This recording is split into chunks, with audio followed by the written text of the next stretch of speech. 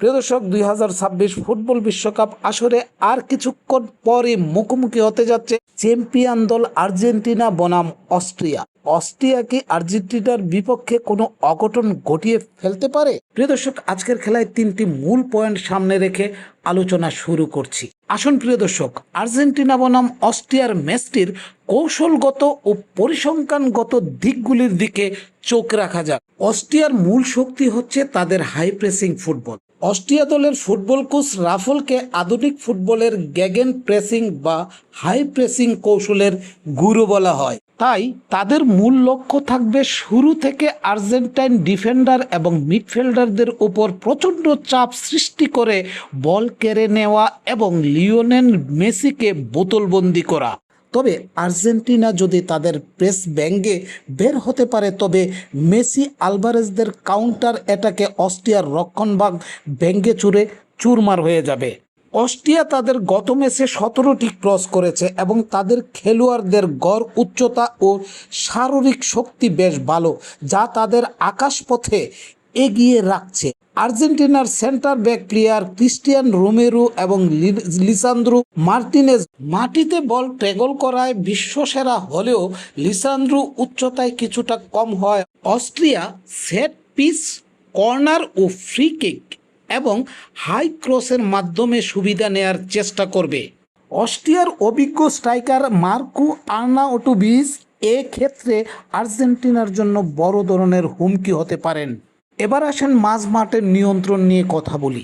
আর্জেন্টিনার মাঝমাঠের ত্রয়ী Rodrigo, ডিপল, Enzo Fernandez এবং Mac Allister অত্যন্ত ভারসাম্যপূর্ণ প্লেয়ার। তারা বলের দখল ধরে রাখতে পছন্দ করেন। অন্যদিকে অস্ট্রিয়ার জাবের, স্লাগার এবং নিকোলাস মাঝমাঠে অত্যন্ত পরিশ্রমী ও ফিজিক্যাল ফুটবল খেলেন। ফলে মাঝমাঠের দখলের লড়াইটি এই ম্যাচে ভাগ্য নির্ধারণে বড় ভূমিকা রাখবে। এবার আসেন ইনজুরি সমস্যা ও সম্ভাব্য পরিবর্তন নিয়ে কথা বলা যাক। গত ম্যাচে চোট পাওয়ায় আর্জেন্টিনার রাইট ব্যাক মন্তিয়েল আজ খেলবেন না। তার জায়গায় রক্ষণ সামলাবেন গতিময় নাহুয়েল মনিলা। এছাড়া আক্রমণ ভাগে লাউতারো মার্টিনেসের জায়গায় শুরু থেকেই দেখা যেতে পারে হুলিয়ান আলভারেজকে। এদিকে অস্ট্রিয়া তাদের নিয়মিত রাইট ব্যাক স্টিফান পস্টওয়ালের ইনজুরির কারণে মাঠের বাইরে থাকছেন। তার জায়গায় মিডফিল্ডার কনরাড লাইমারকে রাইট ব্যাকে খেলিয়ে ডিফেন্স জোড়াতালি দিতে হচ্ছে অস্ট্রিয়াকে, যা মেসিদের জন্য আক্রমণের পথ সহজ করতে পারে। আরেকটা বিষয় হচ্ছে মেসির সামনে এখন বিশ্ব রেকর্ড গড়ার হাতছানি।